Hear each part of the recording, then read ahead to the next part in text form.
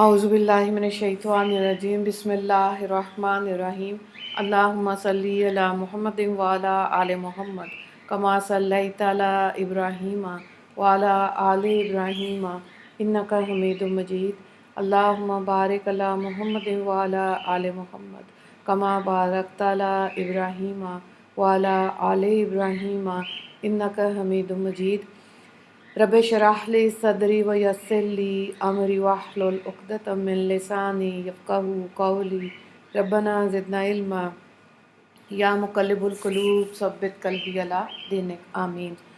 10 عنوانات کے تحت اسلامی تعلیمات 16 جمادی الثانی۔ عنوان نمبر 1 اسلامی تاریخ وفد نجران کی مدینہ میں آمد۔ نجران یمن کے ایک شہر کا نام ہے۔ یہاں کے لوگ عیسائی تھے۔ 9 ہجری میں رسول اللہ صلی اللہ علیہ وآلہ وسلم نے اہل نجران کو اسلام کی دعوت دی تو 60 افراد پر مشتمل ایک وفد آپ صلی اللہ علیہ وآلہ وسلم کی خدمت میں حاضر ہوا، جس میں شرجیل بن ودا، عبداللہ، جبار بن قیس جیسے بڑے بڑے پادری تھے، اور قافلے کا امیر عبد المسیح عاقب تھا۔ انہوں نے حضرت عیسیٰ علیہ السلام کے بارے میں سوالات کیے، جن کے جواب میں اللہ تعالیٰ نے سورہ آل عمران کی ابتدائی 80 آیات نازل فرمائیں۔ ان آیات میں اللہ تعالیٰ کی طرف سے حضرت عیسیٰ علیہ السلام کی بغیر باپ کی پیدائش، ان کی نبوت، رسالت، مذہب اسلام کی سچائی اور یہود و نصارہ کے اعتراضات کا صاف صاف جواب دیا گیا، مگر انہوں نے ماننے سے انکار کر دیا تو رسول اللہ صلی اللہ علیہ وآلہ وسلم نے ان کو مباہلہ، جس فریق کا باطل عقیدہ ہو اس پر اللہ کی لعنت اور ہلاکت کی دعا کرنے کی دعوت دی۔ حضور صلی اللہ علیہ وآلہ وسلم حضرت حسن، حسین، حضرت علی اور فاطمہ رضی اللہ تعالیٰ عنہ کو لے کر میدان میں آ گئے، مگر نجران کے پادریوں کو مباہلہ کرنے کی ہمت نہیں ہوئی۔ پھر آپ صلی اللہ علیہ وآلہ وسلم نے فرمایا، اگر یہ لوگ مباہلہ کرتے تو پوری وادی آگ سے بھر جاتی اور تمام اہل نجران ہلاک ہو جاتے۔ اس کے بعد انہوں نے سالانہ جزیہ ٹیکس ادا کرنے پر صلح کر لی۔ جزیہ کی وصولی یابی کے لیے امین امت حضرت ابو عبیدہ رضی اللہ تعالیٰ عنہ کو ان کے ساتھ بھیج دیا گیا۔ ان کی تبلیغ اور دعوتی کوششوں سے اس پورے علاقے میں اسلام پھیل گیا۔ عنوان نمبر 2 حضور صلی اللہ علیہ وآلہ وسلم کا معجزہ، آنکھ کی روشنی کا تیز ہونا۔ حضرت عائشہ رضی اللہ تعالیٰ عنہ فرماتی ہیں کہ آپ صلی اللہ علیہ وآلہ وسلم اندھیرے میں اس طرح دیکھتے تھے جس طرح روشنی اور اجالے میں دیکھتے ہیں۔ بہقی کی روایت ہے۔ عنوان نمبر 3 ایک فرض کے بارے میں، دین میں نماز کی اہمیت۔ ایک آدمی نے آپ صلی اللہ علیہ وآلہ وسلم سے عرض کیا، ہے اللہ کے رسول، اسلام میں اللہ کے نزدیک سب سے زیادہ پسندیدہ عمل کیا ہے؟ آپ صلی اللہ علیہ وآلہ وسلم نے فرمایا، نماز کو اس طرح اس کے وقت پر ادا کرنا، اور جو شخص نماز کو جان بوجھ کر چھوڑ دے اس کا کوئی دین نہیں، اور نماز دین کا ستون ہے۔ بہقی کی روایت ہے۔ حضرت عمر رضی اللہ تعالیٰ عنہ اس کے راوی ہیں۔ عنوان نمبر 4 ایک سنت کے بارے میں، بیمار پرسی کے وقت کی دعا۔ رسول اللہ صلی اللہ علیہ وآلہ وسلم جب کسی بیمار کی عیادت کے لیے جاتے یا آپ کی خدمت میں بیمار کو حاضر کیا جاتا تو آپ صلی اللہ علیہ وآلہ وسلم یہ دعا پڑھتے، اذهب البأس برب الناس اشفی وانت شافی لا شفاء الا شفاءک شفاء لا یغادر سقما۔ ترجمہ: تمام لوگوں کے پروردگار، آپ تکلیف کو دور کر دیجئے، آپ شفا عطا فرمائیے، آپ کے سوا کوئی شفا دینے والا نہیں، ایسی شفا عطا فرمائیے جو بیماری کو نہ چھوڑے۔ بخاری کی روایت ہے۔ حضرت عائشہ رضی اللہ تعالیٰ عنہ اس کی راویہ ہیں۔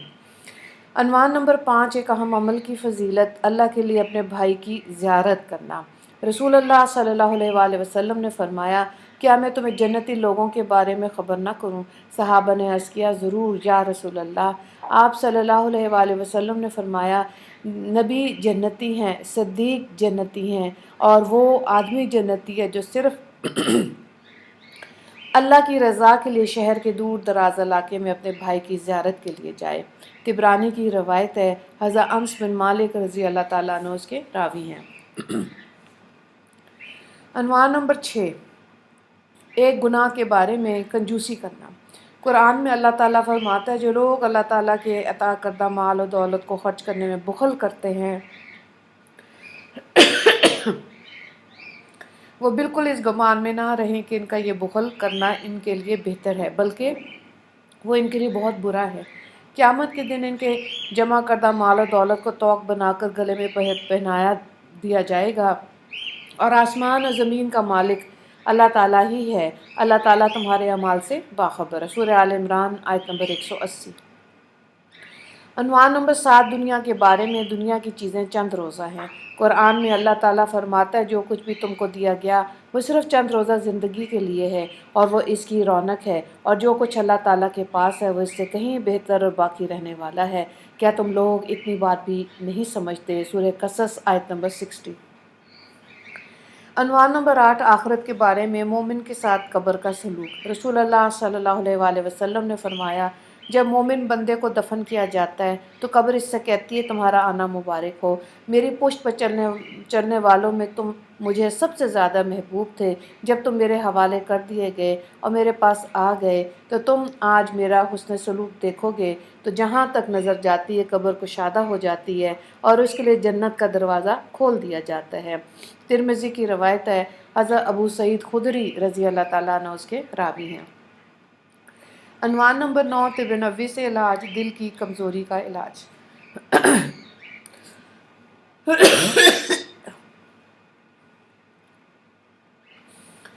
رسول اللہ صلی اللہ علیہ وآلہ وسلم نے فرمایا، تم لوگ سنترے کو استعمال کیا کرو، یہ دل کو مضبوط بناتا ہے۔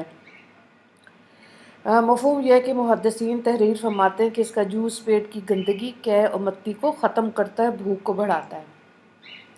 عنوان نمبر 10، نبی صلی اللہ علیہ وآلہ وسلم کی نصیحت۔ رسول اللہ صلی اللہ علیہ وآلہ وسلم نے فرمایا، تم اپنی طرف سے مجھے 6 چیزوں کی ضمانت دے دو، میں تمہیں جنت کی ضمانت دیتا ہوں۔ جب تم بات کرو تو سچ بولو، جب وعدہ کرو پورا کرو، جب تمہارے پاس ضمانت رکھی جائے امانت کو ادا کرو، اپنی شرمگاہوں کی حفاظت کرو، اپنی آنکھوں کو نیچا رکھو اور اپنے ہاتھوں کو ظلم و ستم سے روکے رکھو۔ مسند احمد کی روایت ہے، حضرت عبادہ بن صامت رضی اللہ تعالیٰ عنہ اس کے راوی ہیں۔ وآخر دعوانا ان الحمد للہ رب العالمین۔ اللہم اغفر للمسلمین والمسلمات والمؤمنین والمؤمنات۔ السلام علیکم ورحمۃ اللہ وبرکاتہ۔